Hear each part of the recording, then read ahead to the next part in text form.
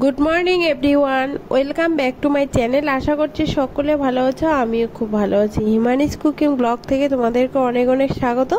তো আজকে আবারও একটা নতুন ব্লগে চলে এসেছি। তো দেখো, সকালবেলা উঠে ছেলেকে এই যে বই পড়াচ্ছি এখন। তো সকালে সব কাজ হয়ে গেছে, তো চলো এখন হচ্ছে বই পড়া হয়ে গেলে একটু কিছু খেয়ে নেব। তো এইদিকে দেখতেই পাচ্ছ দুধ রয়েছে, তো দুধ নিয়ে আসলাম দোকান থেকে। তো এটা দুধ মুড়ি খেয়ে নিলাম এখন। আর তারপরে একটু পরে এই যে রান্না উঠিয়ে দিয়েছি। তো এদিকে দেখো ভাতটা হচ্ছে এখন। আর এদিকে দেখি আমি ফ্রিজে কি কি রয়েছে। তো ফ্রিজে যেটা রয়েছে হয় বেশি কিছু নেই ফ্রিজে।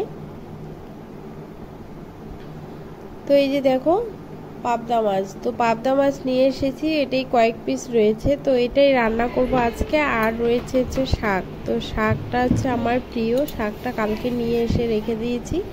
তো আজকে শাকটা রান্না করব। আর সকালবেলা না বাজারে যেতেই ইচ্ছা করে না, এত রৌদ্র কি বলবো আর তোমাদেরকে, বাপরে বাপ এত গরম। আর সর্দিও লেগে গেছে, কালকে একটু মানে বিকালের দিকে স্নান করছি আর একটা নারকেল নিয়ে এসেছি, তো নারকেলটা খেয়েছি, তো সেটার জন্য একটু সর্দি লেগে গেছে। তো চলো, এদিকে মাছটা আমি একটু জল দিয়ে জল দিয়ে রেখে দেব, রেখে দিয়ে তারপর উঠিয়ে নিয়ে ভাজা করব। তো এদিকে দেখো শাকটাই দেখছো কত সুন্দর সবুজ, বাপরে বাপ। তো চলো এটা এখন কেটে নেব। আর এদিকে দেখো প্রচুর রৌদ্র উঠেছে, আর গরমও যা চলছে না প্রচুর, কয়েকদিন থেকে বেশি গরমটা চলছে। তো এদিকে দেখো মাছটা তুলে নিয়েছি। আর এদিকে ডালের জন্য নুন হলুদ এদিকে লঙ্কা পেঁয়াজ সব কিছু একখানে মিক্স করে একটুখানি এখন তেল দেব, তেল দিয়ে একটু হচ্ছে জিরা ফোড়ন দিয়ে এই যে একটু ভেজে নিচ্ছি, ভেজে নিয়ে তারপরে এটা হালকা করে একটু ডাল রান্না করব। তো প্রত্যেক দিন আমার বাচ্চাকে তো ডাল লাগবে, ডাল ছাড়া খাওয়া হবে না। তো আমার আবার ডাল না থাকলেও হয়ে যায়, তো এদের জন্য একটু ডাল রান্না করতেই লাগে, তো সেজন্য একটু হালকা করে ডাল করছি। তো প্রেসারে সিটি হলেই হয়ে যাবে ডালটা। তো চলো এদিকে মাছটা আমি এখন লবণ হলুদ মেখে নেব। আর এইদিকে ভাতের মধ্যে এই যে আলু সেদ্ধ দিয়েছি, তো আলুটাও বেলে করে রেখে দিয়েছি। তো এদিকে দেখো লবণ দিলাম, তারপর একটুখানি হলুদ দিয়ে নিচ্ছি, হলুদটা দিয়ে মেখে নিয়ে ভাজা করব। তো মাছটা হয়তো ক্যামেরার মধ্যে দেখা যাচ্ছে ছোট ছোট, কিন্তু না, মাছটা বড় বড়ই পিসগুলো। তো পাবদা মাছ তো তোমরা জানো বড় পিস হলে 2 পিস হয়ে যায়, তো এই জন্য বড় বড় মাছগুলো। আর পেটের মধ্যে পুরো মানে ডিম ভর্তি, খেতে এত সুন্দর লাগছিল কালকে কি বলবো। তো আমার এই যে ইলিশ মাছের ডিম পাবদা মাছের ডিম এটা খেতে খুব সুন্দর লাগে আমাকে। তো চলো এদিকে এখন এই যে পোস্ত আর তারপর হচ্ছে সর্ষে লঙ্কা এসব একটু বেটে নেব। তো যেহেতু পোস্ত দিয়ে করব এটা, তো এটা একটু এখন বেটে নিচ্ছি। এদিকে শাকটা কাটা হয়ে গেছে। তো এদিকে দেখো মাছটা নামিয়ে নিয়েছি, মাছটা নামিয়ে নিয়ে এই যে তেলটা ছিল ওখানে একটু কালো জিরে দিয়েছি, কালো জিরেটা দিয়ে এই যে পেঁয়াজ তারপর হচ্ছে টমেটো এইসব দিয়েছি। তো এখন লবণ দিলাম, এখন একটু হলুদ দিয়ে এখন একটু নাড়াচাড়া করে একটু জল দিয়ে সেদ্ধ হতে দেবো। তো এগুলো জিনিস একটু সেদ্ধ না হলে আবার গলতেই চায় না। তো এই একটু জল দিয়ে দিলাম।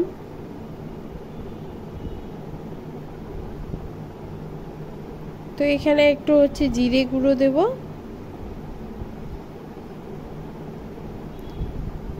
আর একটু লঙ্কা গুঁড়ো দিলাম। তো লঙ্কা গুঁড়োটাও খাই না অনেক সময়, মানে মাছ আর মাংস হলে একটুখানি হয়তো দেই, হালকা করে একটু একটু করে দেই। তো চলো এটা এখন ঢেকে দেবো, ঢেকে দিয়ে তারপর হচ্ছে আমি একটু অন্য কাজ করব।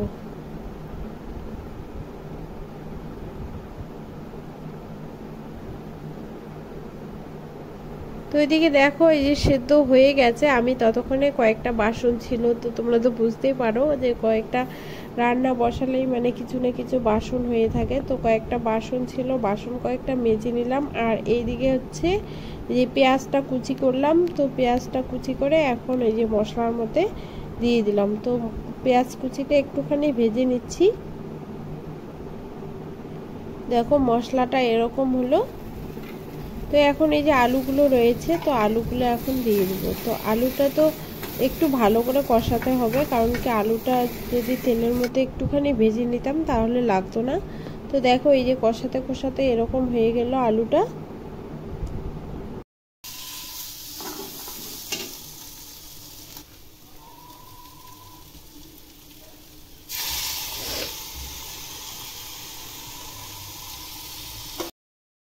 মশলাটার মধ্যে ওই যে একটু দই দিতে চেয়েছিলাম, তো দইটা দিতে একদমই ভুলে গিয়েছি।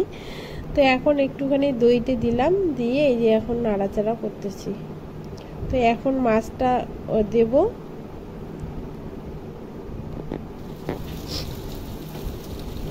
মাছটা দিয়ে দিয়েছি, তো এখন এই যে পোস্ত বাটাটা দিয়ে দিচ্ছি।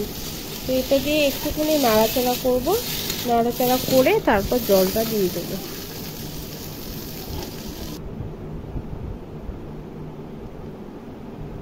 বেশি জল দেবো না, হালকা করে একটু জল দেব। তো ওই হিসাবে লবণটাও তোমরা দিয়ে দেবে যতটুক। ধরো একটু গ্রেভি খেলে গ্রেভির হিসাবে একটু লবণ দেবে, আর যদি একদম হালকা মাখা মাখা খেতে চাও তাহলে ওই হিসাবেই লবণটা দিয়ে দেবে। তো আমি একটু হালকা করে একটু জলটা দিয়ে দিয়েছি বেশি করে। তো এটা একটু শুকিয়ে শুকিয়ে মানে মানে মাখা মাখা হয়ে যাবে।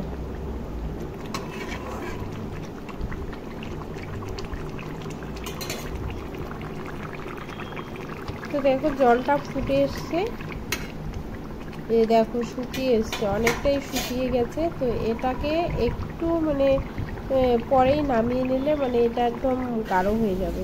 তো দেখো আমি এটা নামিয়ে নিয়েছি। তো দেখো এদিকে দেখা যাচ্ছে মানে গাঢ় হয়ে গেছে একদম, বুঝতে পারছি কীরকম হয়েছে। তো এরকম করে যারা খাওনি তারা যদি বাড়িতে এমনিতে সাধারণ রান্না করো না, ওই রকম করেই রান্না করে যদি খাও তো খুব সুন্দর লাগবে। তো ওইদিকে দেখো শাকটা উঠিয়ে দিয়েছি, এদিকে বাচ্চারা খিদে পেয়ে গেছে, বারবার বলছে মা খিদে পেয়ে গেছে। তো চলো তাড়াতাড়ি করে যে শাকটা করলাম। তো চলো এখন একটু যাচ্ছে বাইরে, তো বাইরে ফুল রয়েছে, তো এখন আছে স্নান করবো, স্নান করে পুজো দেবো। সর্দি লেগে গেছে, তো প্রচণ্ড সর্দি লেগে গেছে, তোমরা হয়তো কথা শুনে বুঝতেই পারছো। তো একটু আজকে একটু আগেই স্নান করব। আর আমার ঘরের পিছনে না প্রচুর এই যে সাদা ফুলের গাছ, তো এই সাদা ফুলগুলো মানে এখন যা ফোটে খুব সুন্দর, একদম সাদা ফুলগুলো খুব ভালো লাগে দেখতে। তো আমার ঘরের পিছনে এই যে কাকিমাদের এই যে গাছগুলো, ফুলের গাছগুলো, তো প্রত্যেক দিনে নিয়ে আমরা পুজো করি। তো এই যে দেখো ওইদিকে ফুলগুলো ফুটে আছে।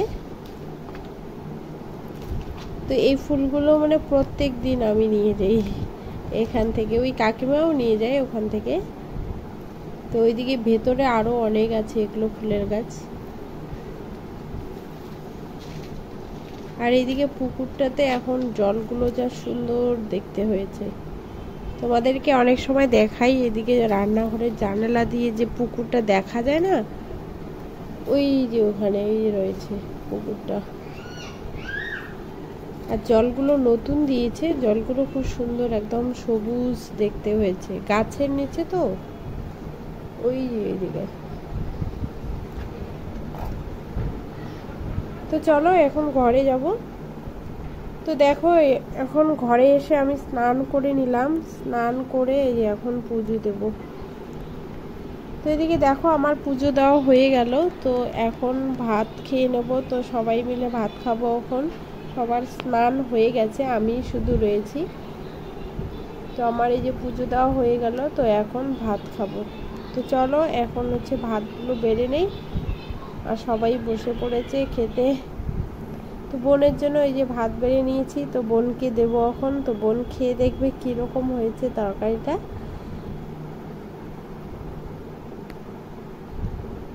তো বলছে আমাকেই আগে দিলি কেন, তো বাচ্চাদেরকে দিয়ে দিয়েছি, বাচ্চারা খাচ্ছে, তো ওকে দিলাম যে খেয়ে দেখ কীরকম হয়েছে তরকারিটা।